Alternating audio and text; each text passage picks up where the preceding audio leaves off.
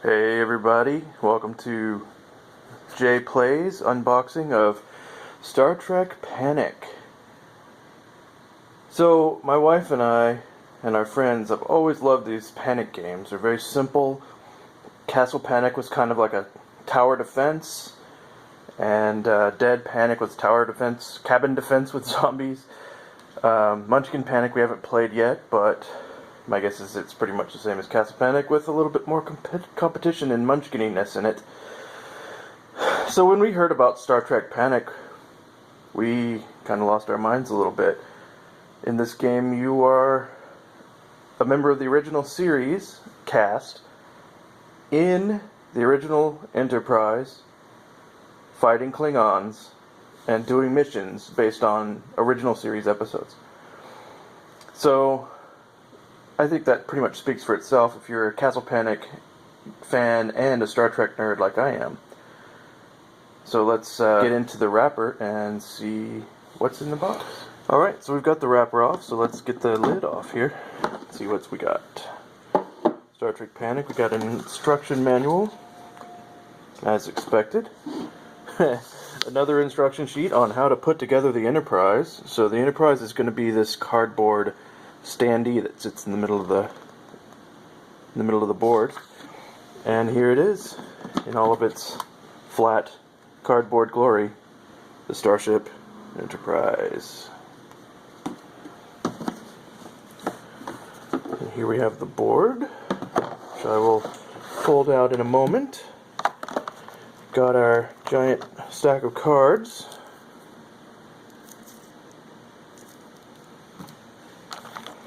Our mission card, so this has got a timer as well as the missions for the different episodes. This is an alien encounter.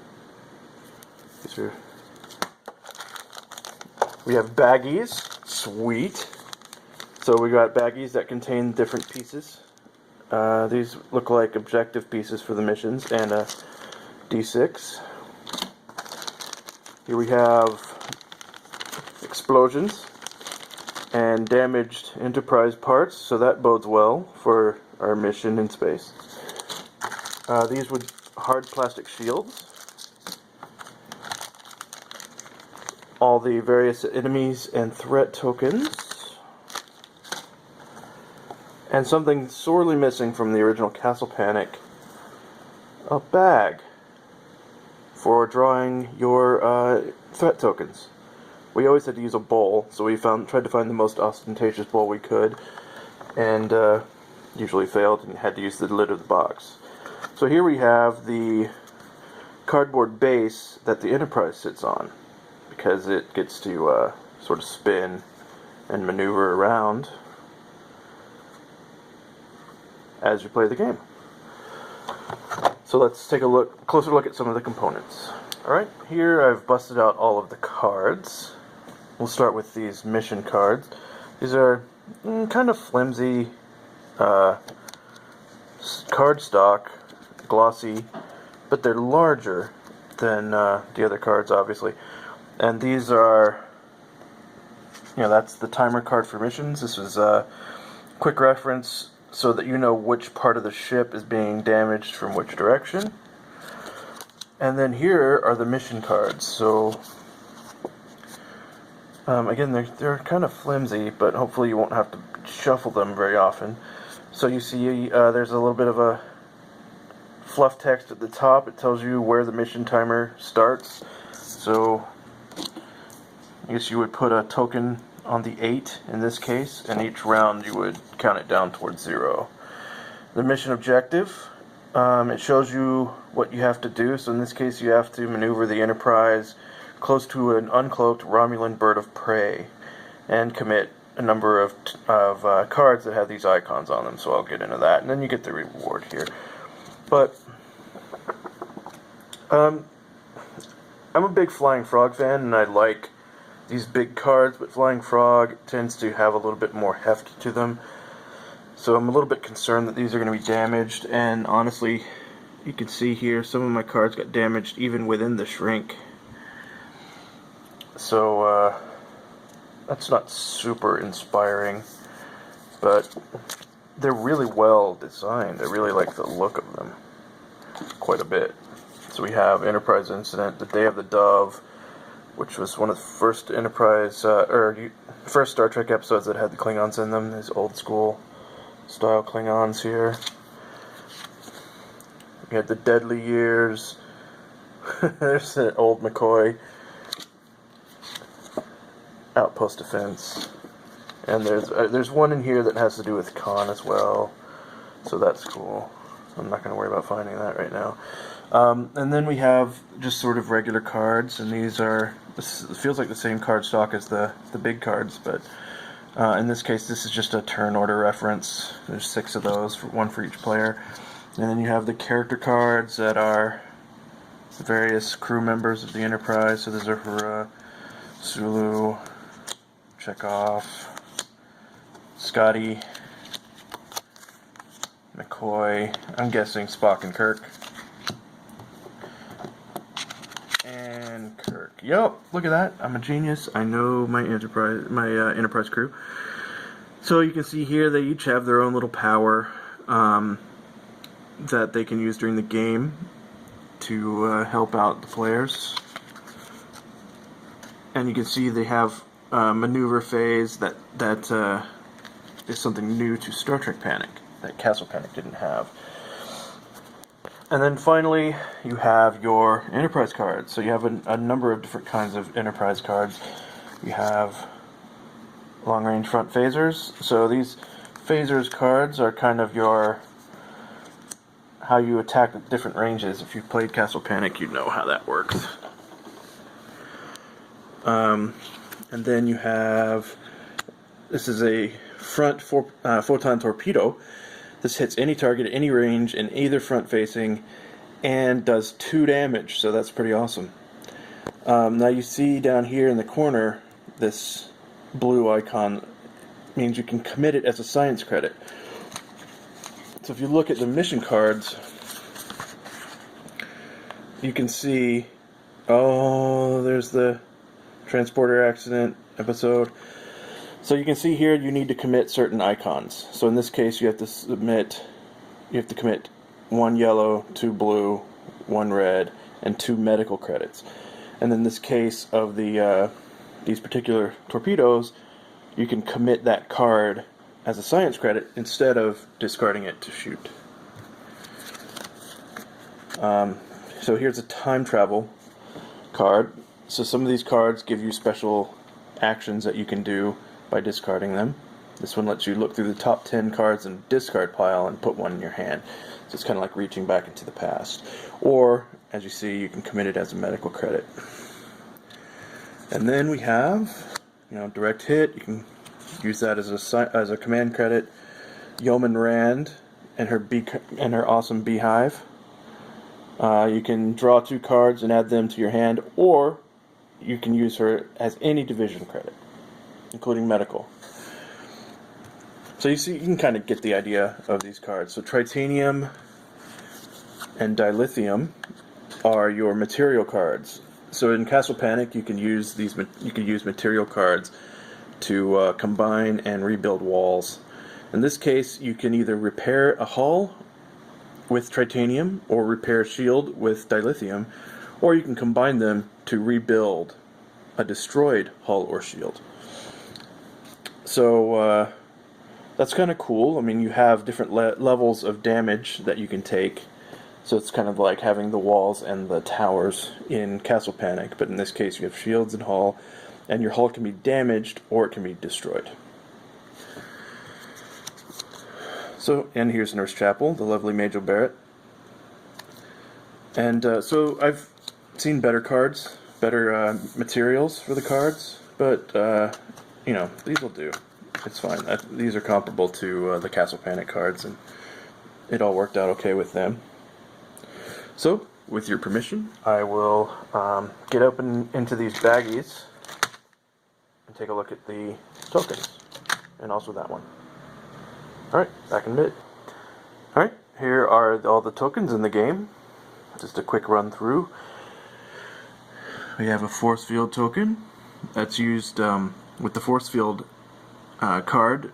It's kind of like the I think it was like a tar attack in Castle Panic that you use to stop a monster from moving. This is a force field you use to lock down an enemy. These are explosions and shield damage tokens that I'll get into in a bit, but these basically just mark when you've taken damage to your hull or to your shields. And here's a no maneuver token. Here's the destroyed Enterprise part tokens. So these are fairly self-explanatory, I imagine. But you see on the back they tell you which part of the ship corresponds to that. And these are your mission counting round tokens. And if you feel particularly lucky, you usually play to a 1 to 5 mission game. You can play all the way to a 10 mission game if you feel like really having a rough time of it. Over here we have our mission objectives. We have an alien, a nomad, 2 Orion Raiders who look really tough, a Doomsday Machine, of course. You have to have the Doomsday Machine. Can't have Star Trek without it. And then a Space Amoeba, which I think is the name of my next punk band. And then finally you have the different ships. I've kind of stacked them up here, but you can see the Tholian. We have a Romulan battlecruiser and a Klingon battlecruiser. And I could be wrong, but... and somebody's going to have to correct me on this, but isn't that Romulan battlecruiser an awful lot like a Klingon D7? Come on, guys. Come on. So in addition to that, we have cloaking ships, which is new. I don't think there were any invisible dudes in Castle Panic. So these ships come out, and then they move, and then they flip to the cloaked side. And you can't attack them when they're cloaked, and then the next round they're going to move again in a secret direction that's randomly determined, pop out a cloak, and shoot you for extra damage. So that's pretty nasty. Here we have some named battlecruisers for the Klingons, Kor, Kang, and Koloth, who are all characters from the original series, and who are all also in Deep Space Nine. So it's cool that they're featured in the game. And finally we have special events. Magnetic Storm, Ion Storm, Electromagnetic Storm, Temporal Distortion Supernova, and the Comet, which is basically your rolling boulder from Castle Panic. Now, all these tokens are actually really nice. They're tough.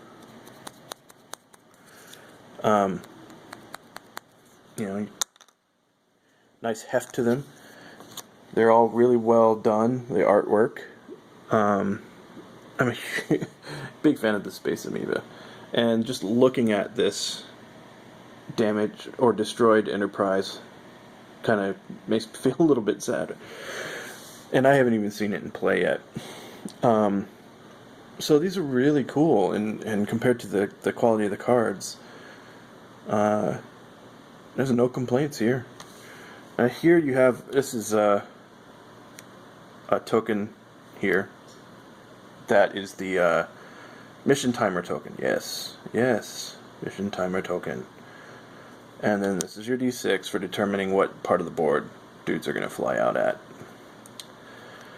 Alright, well that's pretty much the token components. Let's get down to the stuff you all probably want to see if you're looking at a Star Trek Panic unboxing. Let's check it out. Alright, now here's the board. Look at that. Now if you know Castle Panic, you'll recognize this. You see the board is divided into 6 sections, 6 sectors, and each of those sectors is divided into 3 ranges: short, medium, long. So as you play, monsters are going to, or ships, aliens, threats are going to appear in these bands, and you're going to discard cards, say medium range, long range, short range, to do damage to them. And helpfully, just like in Castle Panic,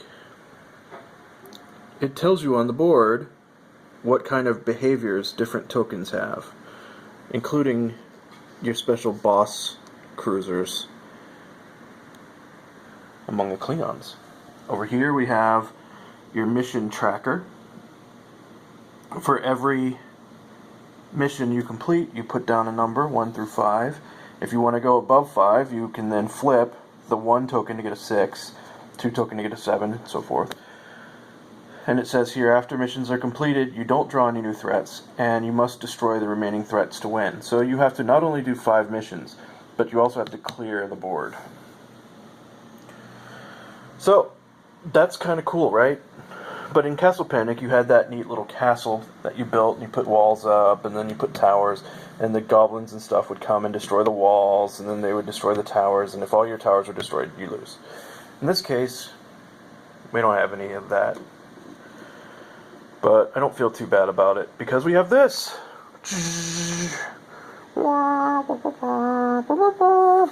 Yeah, just let the nerd flag fly just a little bit there, Jay.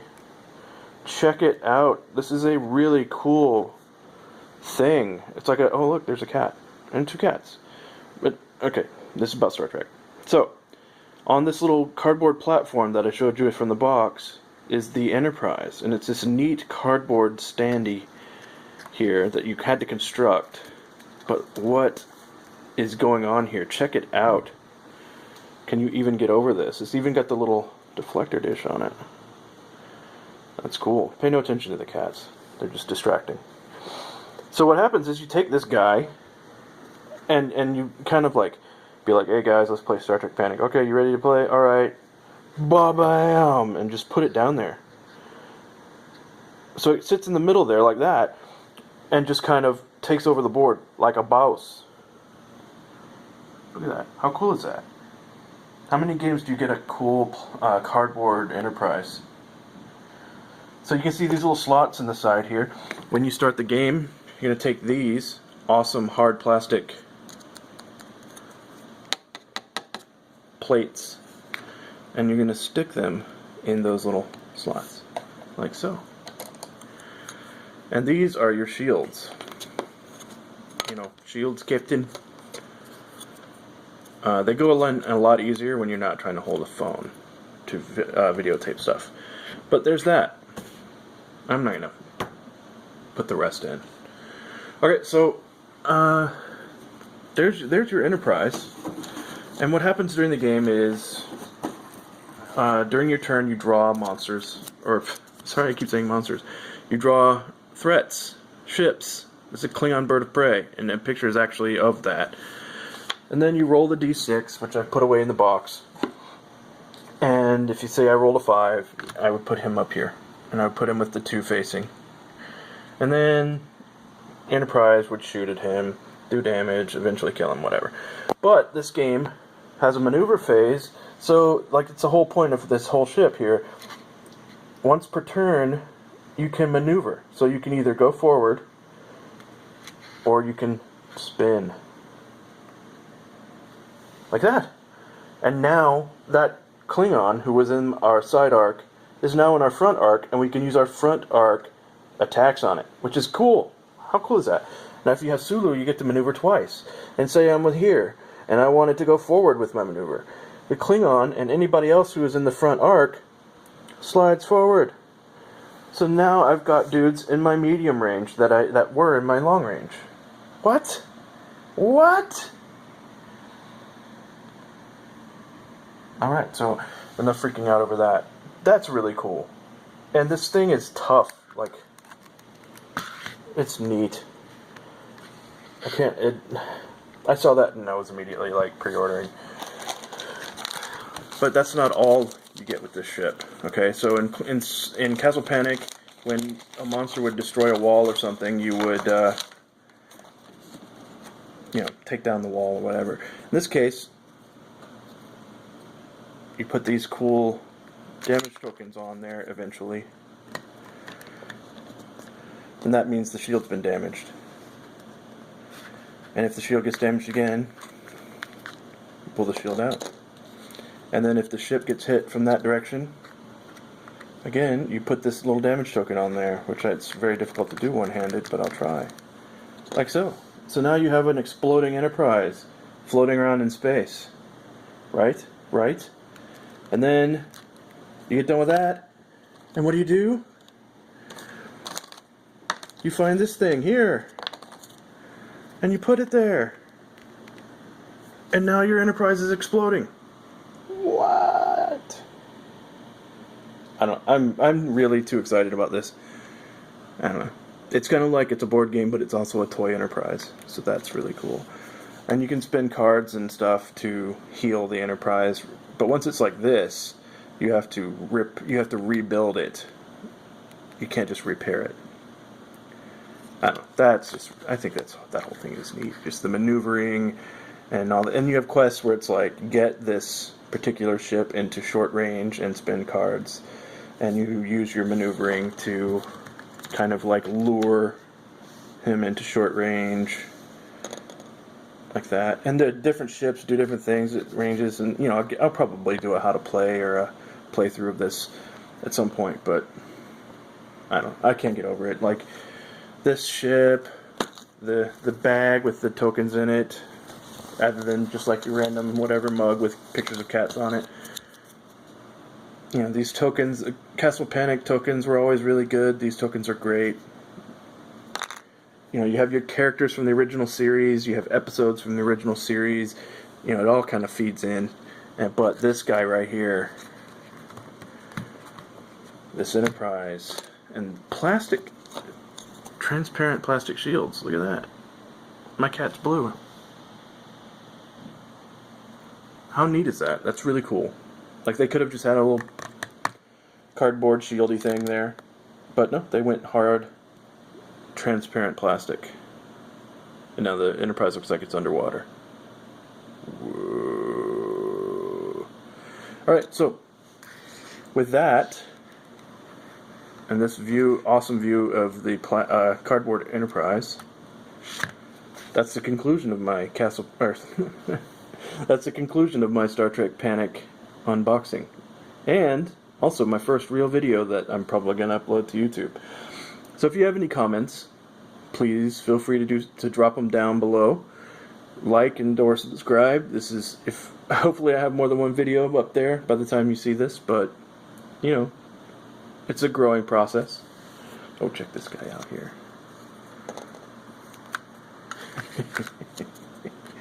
This is just too cool. Where is it here? You just throw that on there like this.